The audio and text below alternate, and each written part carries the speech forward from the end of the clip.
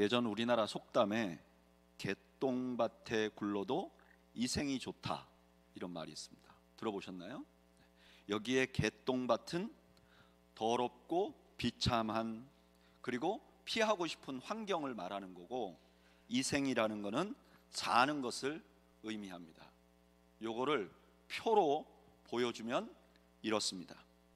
표를 보여주실까요?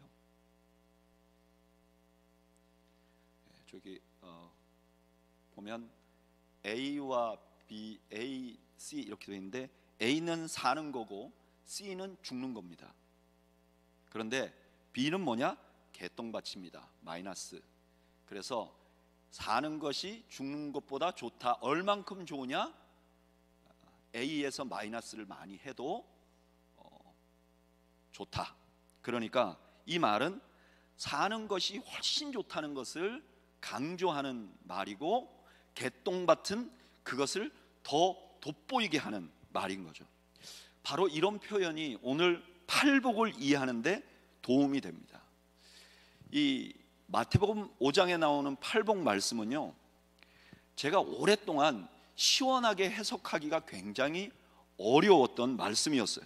그래서 저는 처음에 이 팔복 말씀을 이렇게 생각했어요. 팔복을 복을 받는 조건, 그러니까 이렇게 생각하는 거죠. 심령이 가난하면 복을 받아요.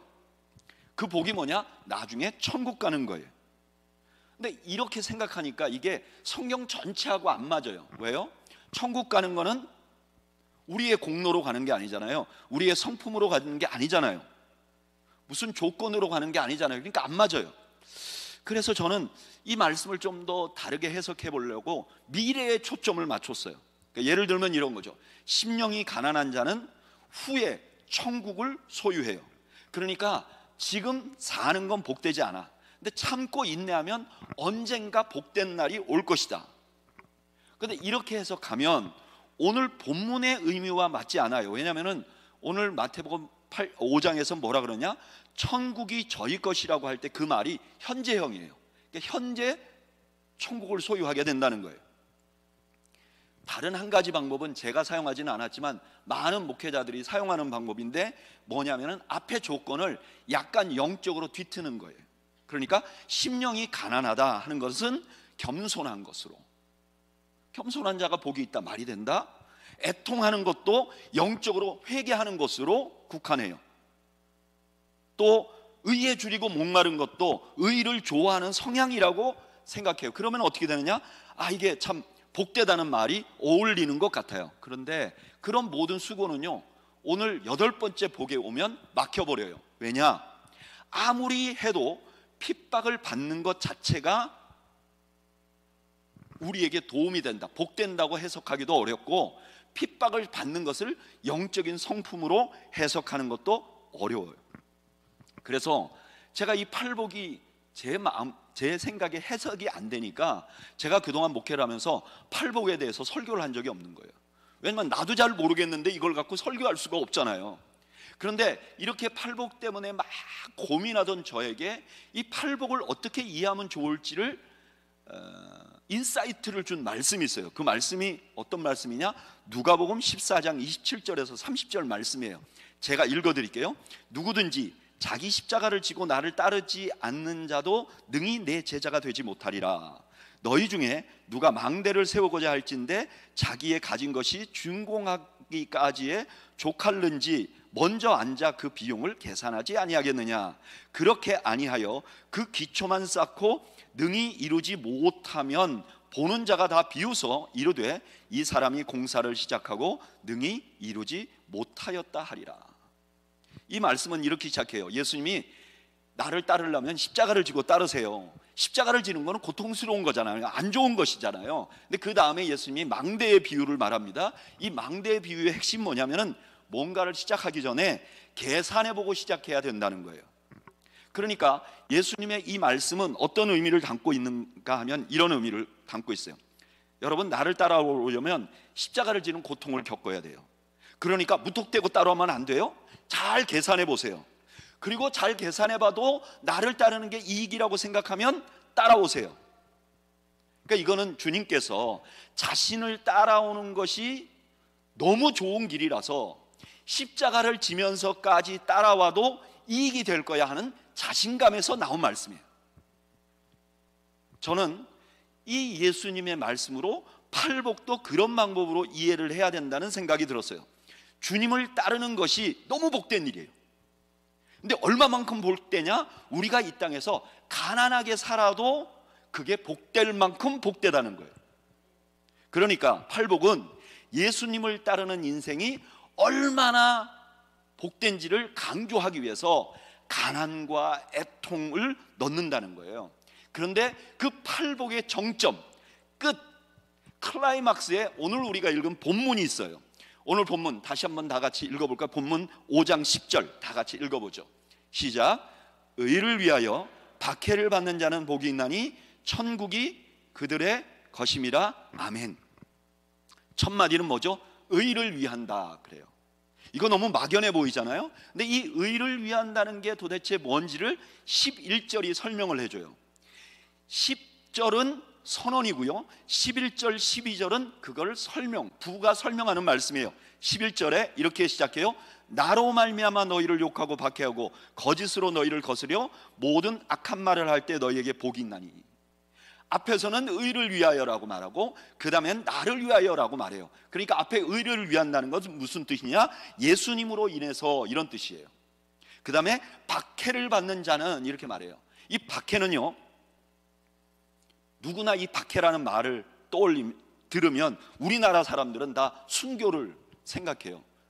그죠? 막 두들겨 맞고 이런 걸 생각해요. 맞아요. 마태복음 23장 34절에 보면 박해라는 말을 죽이거나 십자가에 못 박거나 회당에서 채찍질하는 것을 의미하는 말로 사용해요. 그런데 11절과 연관해 보면 그렇게 엄청난 재난을 설명하는 것 같지 않아요. 11절에 뭐라 그랬냐?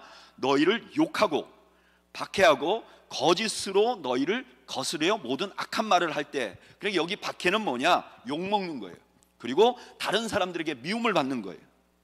그러니까 여기 박해라는 말은 두 가지 큰 스펙트럼으로 사용될 수 있어요. 하나는 그냥 우리가 일상에서 욕먹고 사람들이 좋아하지 않는 것, 그리고 극단적으로는 우리가 순교하는 것까지, 이 전체 스펙트럼이 다 박해란 말이에요. 근데 이렇게 박해를 받는 자, 예수님 때문에 박해를 받는 자들이 어떠냐? 복이 있다는 거예요. 그러니까 이 말은 예수님을 따르는 것 때문에 박해를 당해도 예수님을 믿는 것이 복되다는 거예요. 반대로 예수님을 따르지 않으면서 이 땅에서 사람들에게 인정과 존경을 받는 것보다는 예수님을 따르는 게 훨씬 더 좋다는 거예요. 왜 그러냐? 왜 좋으냐? 마지막에 뭐라 그랬죠? 천국이 그들의 것이다. 정확한 번역은 그들이 지금 천국에 있기 때문입니다, 이렇게 말해요. 근데 마태복음에서는요, 이 천국, 하늘이라는 말은 하나님의 나라와 동일한 말이에요. 유대인들은요, 하나님이라는 말을 쓰기를 싫어해요. 두려워해요. 그래서 유대인들이 주로 많이 볼 마태복음에서 마태는 의도적으로 하나님의 나라라고 하지 않고 하나님을 하늘로 대신 사용해요. 그래서 천국이라고 말하지만 이거는 다른 말로 하면 하나님의 나라, 하나님의 나라를 의미하는 거예요. 그러니까 이런 거죠.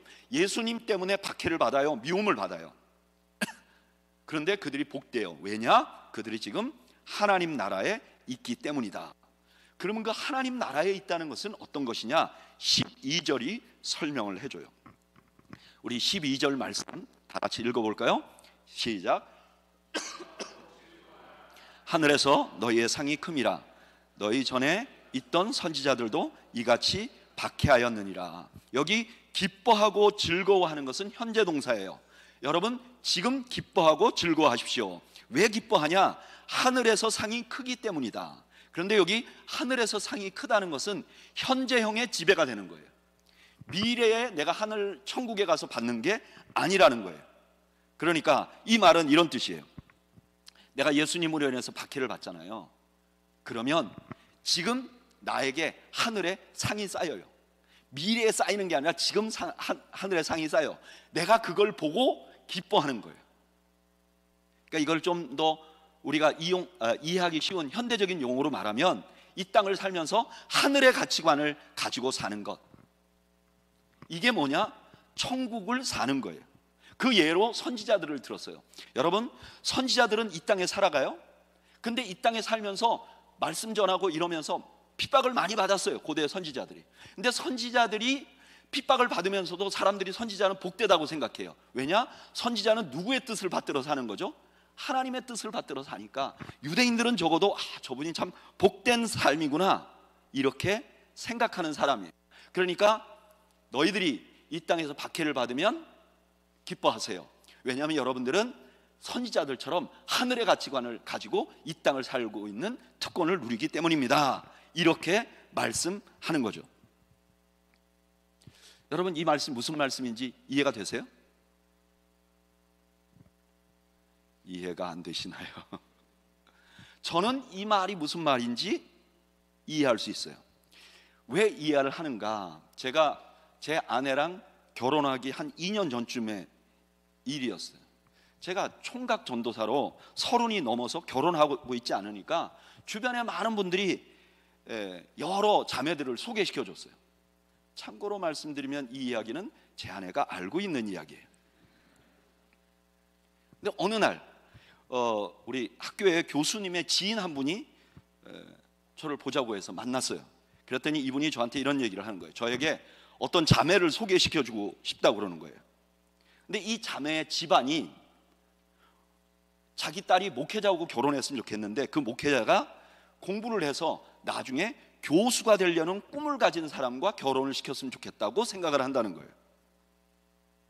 그러면서 저보고 전도사님, 만약에 나중에 유학을 가서 교수를 하고 싶어서 나중에 유학을 가겠다고 하면 유학 비용도 그 집안에서 좀 대줄 의향이 있다는 거예요. 그러면서 저한테 유학을 가서 교수가 될 생각이 없느냐고 물어보는 거예요. 그래서 제가 잠시 생각을 좀 하다가 그분에게 이렇게 말했어요. 저는요, 신학대학 올 때 교수를 하기 위해서가 아니라 목회를 하고 싶어서 저는 신학대학을 와서 저하고는 아닌 것 같습니다. 그래서 목사님, 다른 분한테 좀 소개를 해주면 어떨까요? 이렇게 얘기를 하고 얘기가 마무리됐어요. 여기서 끝났으면 제가 말을 안 하겠죠. 한 일주일쯤 후에 이분이 다시 전화가 왔어요. 그래서 저의 동의도 받지 않고 저에 대해서 그 자매의 그 부모님들한테 저를 소개했대요. 근데 이분이 잘 소개를 했는지 저를 아주 좋게 생각한다는 거예요. 그리고 저와 그 분의 관계에 대해서 자기가 기도를 좀 해보니까, 이 선교사님이셨는데 이 목사님이 기도를 해보니까, 자기가 기도를 많이 하는 사람인데 기도를 해보니까 이 전도사님은 역시 교수를 하는 것이 하나님 뜻인 것 같다는 거예요. 그리고 마지막에 죄의 심사를 뒤집어 버릴 말을 했어요. 뭐라 그랬느냐? 만약에 이 하나님의 뜻을 어기고 목회를 하면 고생을 진탕할 거라는 거예요. 그러면서 좋은 기회니까 다시 한번 기도를 해보고 생각해 보라는 거예요. 제가 그분이 우리 교수님의 지인이고 해서 박절하게 그렇게 얘기할 수 없어서 제가 기도를 좀 해보겠습니다. 그렇게 얘기를 하고 한 일주일쯤 기도해 보려고 했어요. 근데요, 참 제가 얼마나 약하냐면은 기도를 하니까 마음이 흔들려요. 이거 좋은 기회 아닌가? 그리고 이거 혹시 이거 진짜 내가 뭐 조금 찜찜하게 목회를 했는데 고생만 진탕한다 그러면 이게 남들은 이런 기회를 잡으려고 막 노력하는데 나는 이런 기회가 넝굴째 굴러줬는데 이거 너무 좋은 거 아닌가? 이거 하나님의 선물이 아닌가? 그래서 제가 좀처럼 저희 어머니와 의논을 하지 않는데 이 일에 관해서 저희 어머니한테 의논을 했어요. 엄마, 이러저러한 일이 있는데 이러저러해서 이렇게 여차저차 됐습니다. 저희 어머니가 경상도 사투리로 저한테 정신이 바짝 드는 말씀을 하셨어요. 그대로 옮기면 우리 어머니가 이렇게 말씀하셨어요. 이전도사야, 네 목사 되려고 할 때 고생 안 할라 했더나. 저는 어머니 한마디에 마음이 정리가 됐어요. 여러분, 목회자가 되는 것은 너무나 영광스러운 부름이에요. 그래서 이 부름이 얼마나 영광스러우냐 하면은 고생을 하는 걸 뻔히 알면서도 순종할 만한 것이에요. 이게 저의 확신이에요. 좀 안타까운 것은 요즘에 목회자가 되려고 하는 많은 분들이 고생 안 하려고 한다는 거예요. 제가 여러 번 말씀드렸지만 한국에서 목사님들이 한강 이남으로 밀려버리면 목회 안 풀린다 이렇게 생각한다는 거예요. 뭔가 잘못됐어요. 그리고 목회를 하되 제 식구 잘 권사하고 밥벌이 하라고 그렇게 한다는 거예요. 적어도 제가 가진 상식에서는 그런 분들은 목회 안 하면 좋겠어요. 여러분 마찬가지입니다. 제가 목회에 대해서 그렇게 생각하듯이 그리스도인이 되는 것은 그 자체가 너무나 복된 거예요. 왜 수긍을 몇 분만 하세요? 여러분 그리스도인이 되는 건 너무나 복된 거예요. 제가 목회자가 된 것에 대해서 복되게 생각했듯이 그리스도인이 된다는 것은 너무나 복된 거예요. 그래서 종종 사람들에게 욕을 먹어도, 심지어 사람들에게 미움을 받는 일이 생겨도 그건 여전히 가치 있는 일이에요. 이것이 오늘 마태복음 5장 10절에서 10절 말씀이 우리에게 주는 메시지예요. 저는 여러분들이 그리스도인이 된다는 것이 모든 사람들에게 사랑을 받는다는 것과 동일하게 생각하지 않기를 바랍니다. 그리스도인이 되면 정직한 사람하고만 교제하게 된다는 것이 아님을 여러분 믿으시기를 바랍니다. 아무도 나를 오해도 안 하고 해코지하는 사람도 없는 삶을 사는 것이 아니라는 것을 믿으시기를 바랍니다. 저 안타까운 것은요, 제가 목회를 하면서 안타까운 것은 너무나 많은 성도들이 이런 삶을 추구해요. 예수 믿으면서 미움 안 받으려고 해요. 조금만 불편하면 못 참아요. 누가 욕을 하면 좌절해요. 조금만 불행이 닥치면 믿음을 떠날 듯이 호들갑을 떨어요. 여러분 정신 차리세요. 이런 삶을 추구하는 것은 고생 안 하고 목회하려고 하는 신학생 지망생과 다름이 없는 거예요. 고생을 해도 목회가 저에게 영광스러운 길이듯이 예수님을 믿는 길은 박해를 받아도 여전히 복된 길이에요. 핍박이 좋은 건 아니에요. 성경 어디에도 핍박이 좋은 거라고 말하지는 않아요. 그러나 성경이 계속 강조하는 것은 우리 인생에 조금 어려움이 있어도 우리가 복된 것은 전혀 흔들림이 없다는 것이 성경 전체가 강조하는 바예요. 왜 그렇게 복되냐? 왜냐하면 이 땅에서 하나님의 통치를 받고 살아갈 수 있기 때문에 그래요.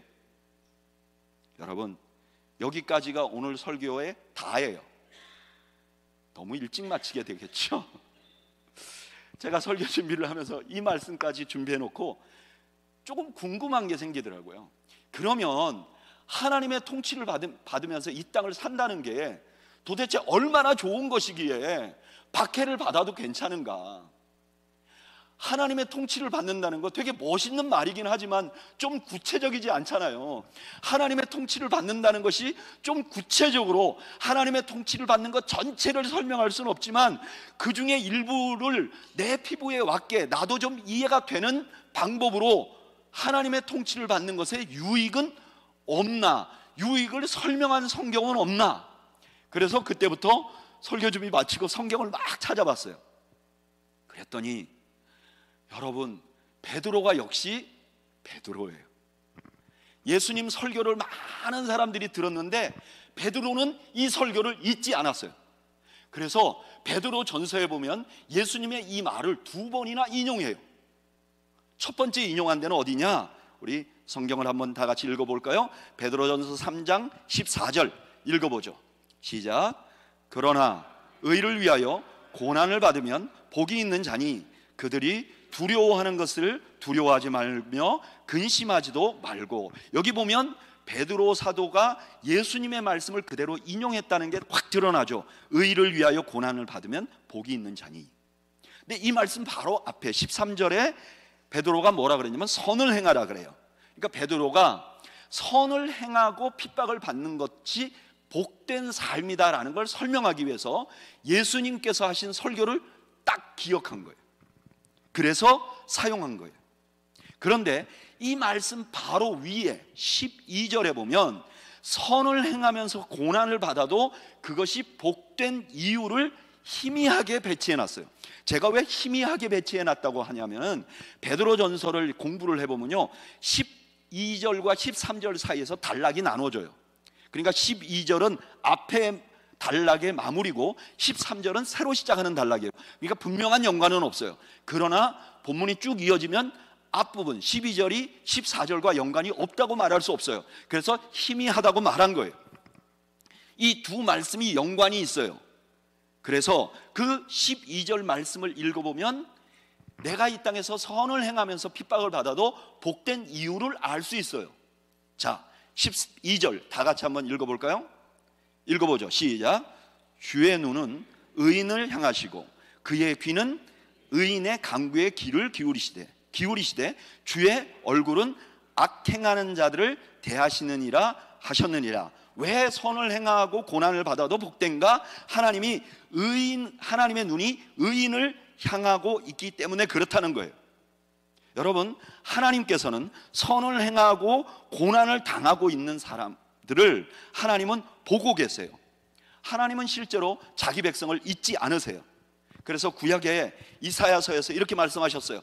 오직 시온이 이르기를 여호와께서 나를 버리시며 주께서 나를 잊으셨다 하였거니와 여인이 어찌 그 젖먹는 자식을 잊겠으며 자기 태에서 난 아들을 긍휼히 여기지 않겠느냐. 그들은 혹시 잊을지라도 나는 너를 잊지 아니할 것이다. 이것이 하나님의 통치를 받는 사람들이 누리는 복이에요. 하나님이 우리를 항상 보고 있다는 거예요. 두 번째로 뭐라 그래요? 하나님께서 의인의 간구에 귀를 기울이신다 그래요. 의를 행하고 고난을 당해도 우리가 복된 이유는 하나님이 내 기도, 내 간구에 귀를 기울이시기 때문에 그렇다는 거예요. 제가 하나님이 우리의 간구에 귀를 기울이신다는 말을 기가 막히게 표현한 말씀을 하나 알아요. 소개해 드릴게요. 이건 성경을 좀 많이 알아야, 읽어야 발견하는 말씀인데 제가 오늘 오신 분들은 특별하니까 쉽게 알려드릴게요. 이사야서 65장 24절 한번 다 같이 읽어볼까요? 이사야서 65장 24절 읽어보죠. 시작.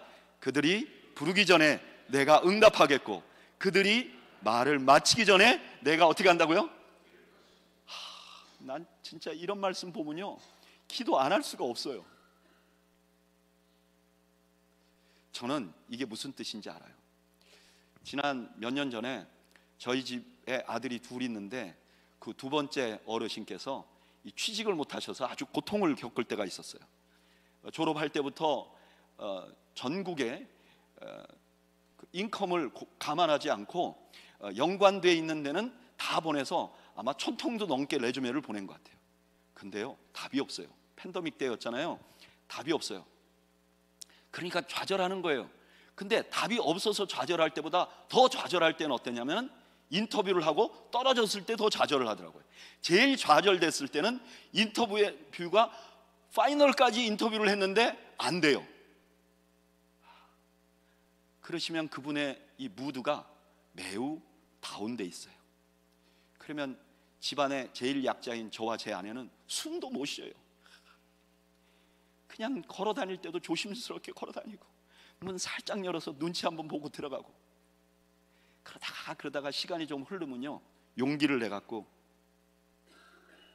뭐 먹고 싶은 거 없어? 이렇게 물어본다. 보통은 말을 안 하고 다시 고개를 돌리는데 어느 날 조금 풀려서 치킨. 그러면요 제가 열기를 제껴놓고 가서 우린 보통 한 마리면 되면 한 3마리 사요.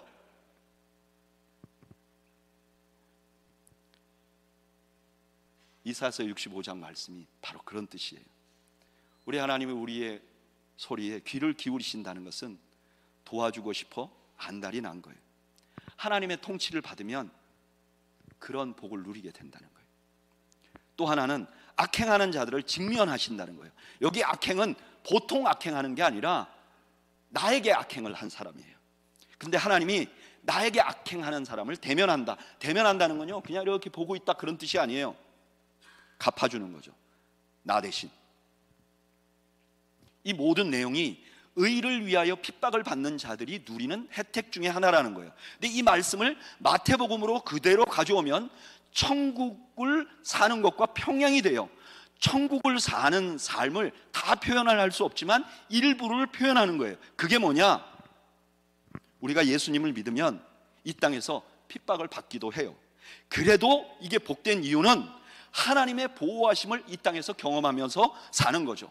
하나님 앞에 기도하고 그 하나님께서 우리의 기도를 들어주시는 삶을 사는 거죠. 나를 괴롭히는 사람들을 하나님이 직접 복수해 주는 것을 경험하며 사는 거죠. 이런 삶이 이 땅에서 아무런 고통도 없고 핍박도 안 당하면서 하나님 보호 없고 기도할 대상도 없어서 찾다가 안 돼서 돌 같은 데 가서 빌고 이 땅에 나한테 어렵게 하는 거 내가 찾아가서 다 복수해야 되는 삶보다는 훨씬 복되다는 거예요.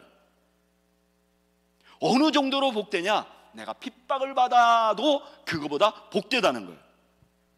저는 이 말씀에 완전히 동의합니다. 여러분 동의하십니까?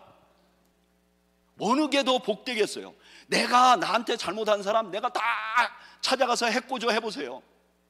인생이 제대로 되겠습니까? 내가 고통스러울 때 아무한테도 말할 수 없다고 하면 생각해 보세요. 인생을 어떻게 살겠습니까?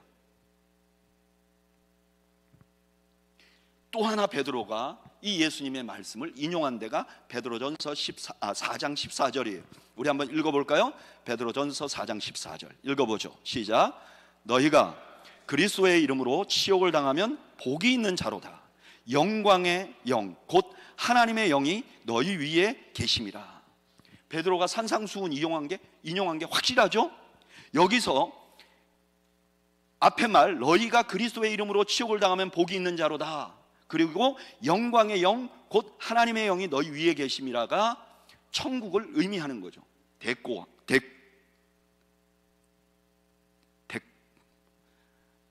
대치하면 천국이라는 건 어떤 것이냐? 우리가 이 땅에서 하나님의 영, 영광의 영이 내 위에 임하는 삶이라는 거예요. 근데 이렇게 하나님의 영, 영광의 영이 내 위에 임한다는 말을 딱 들으면 유대인들은 딱 생각나는 장면이 있어요. 뭐 어디일까요? 출애굽기에 성막이 완성된 곳이에요. 성막이 완성됐을 때 출애굽기 40장 35절에 이렇게 말해요. 모세가 회막에 들어갈 수 없었으니 이는 구름이 회막 위에 덮이고 여호와의 영광이 성막에 충만했다. 여호와의 영광이 충만한 건 뭐냐? 하나님이 임재한 거예요. 하나님이 임재하고요. 그 다음에 어떤 현상이 벌어지느냐? 40장 36절에 구름이 성막 위로 떠오를 때 이스라엘 자손이 그 모든 행진하는 길에 앞으로 나아갔다. 하나님의 영광이 그들을 인도한 거예요. 그러니까 하나님의 영광이 임했다는 것은 갑자기 우리가 주단이 깔린 삶을 산다는 게 아니라 여전히 광야 가운데 있어요.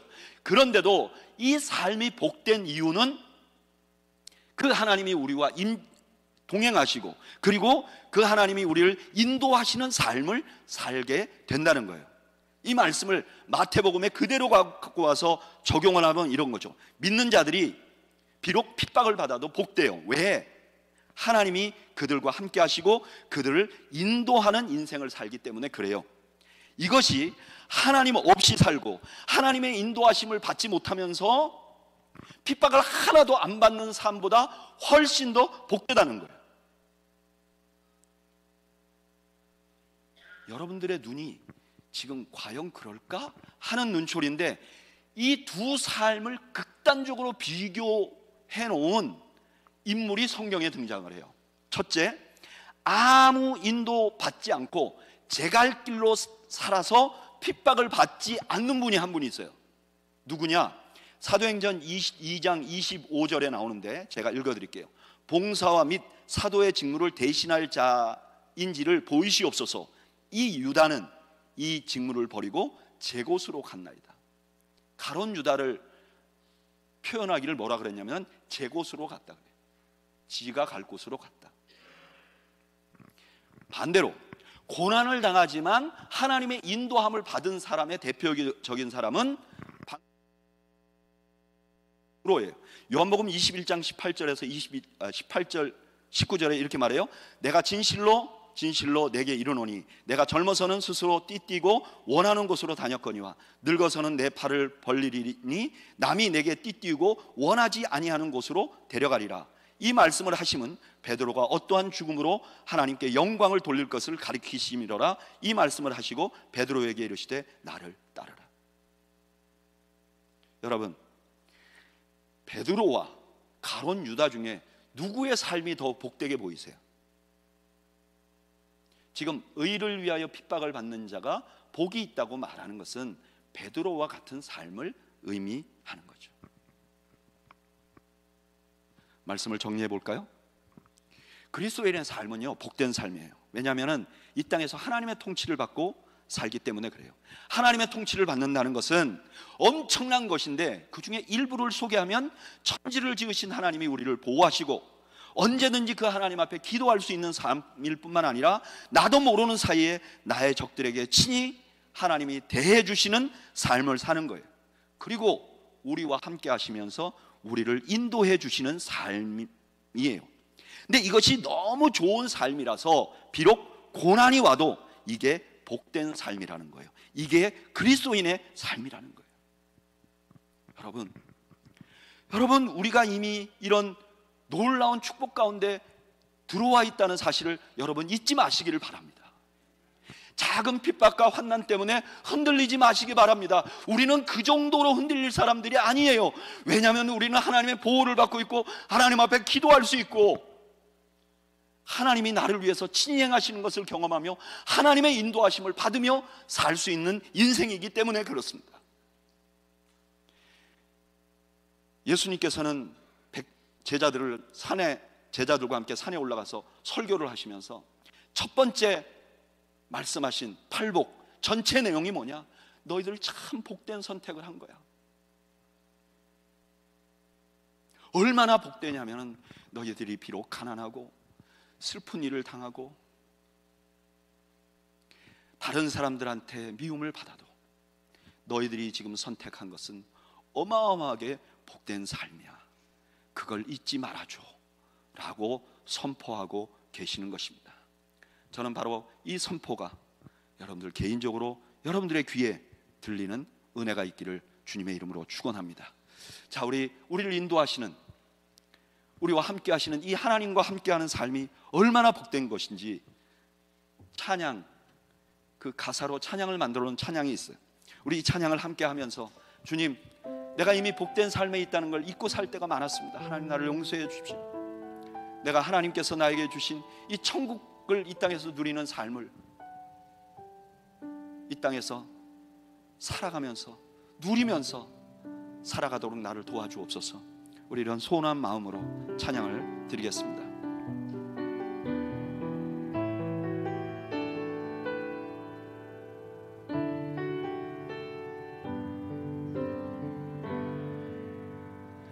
나의 가는 길 주님 인도하시네. 그는 보이지 않아도 날 위해 일하시네. 주 나의 인도자 항상 함께 하시네. 사랑과 힘 베푸시며 인도하시네. 인도하시네. 다시 한번 나의 가는 길, 나의 가는 길 주님 인도하시네. 그는 보이지 않아도 날 위해 일하시네. 주 나의 인도자 항상 함께 하시네. 사랑과 힘 베푸시며 인도하시네. 인도하시네. 광야에 길을 만드시고 날 인도해. 사막에 강 만드신 것 보라. 하늘과 땅 변해도 주의 말씀 영원히 내 삶 속에 새 일을 행하리. 나의 가는 길 주님 인도하시네. 그는 보이지 않아도 날 위해 일하시네. 주 나의 인도자 항상 함께 하시네. 사랑과 힘 베푸시며 인도하시네. 인도하시네. 우리 한번 이 시간에 잠시 눈을 감고 기도합시다. 오늘 이 찬양처럼 우리는 주님과 함께하는 이 땅에서 천국을 경험하는 놀라운 경험을 하는데, 우리 하나님은 광야에서 길을 만드시고 계신데 우리는 우리의 삶의 광야 때문에,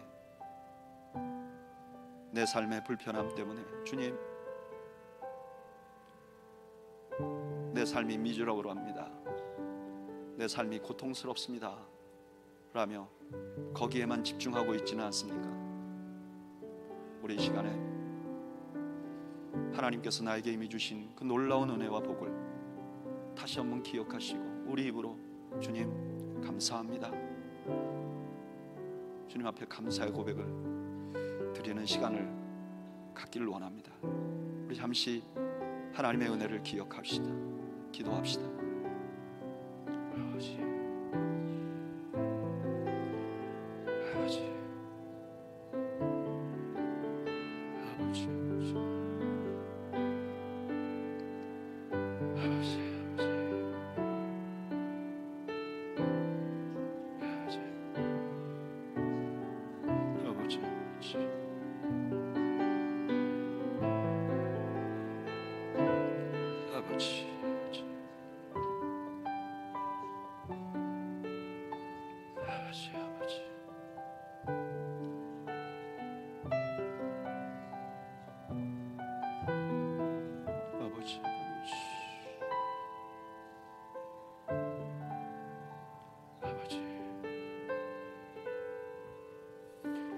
아버지,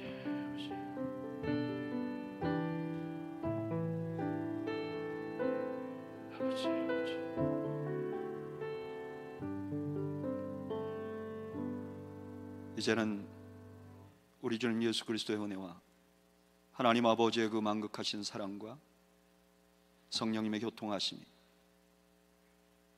오늘 우리에게 얼마나 복된 삶을 허락하셨는지 다시 한번 생각하고 주님께 감사하며 이 복된 삶을 누리기로 다짐하는 주의 백성들 머리머리 위와 이들의 가정과 생업 위에 지금으로부터 영원 무궁토록 함께 있을지어다. 아멘.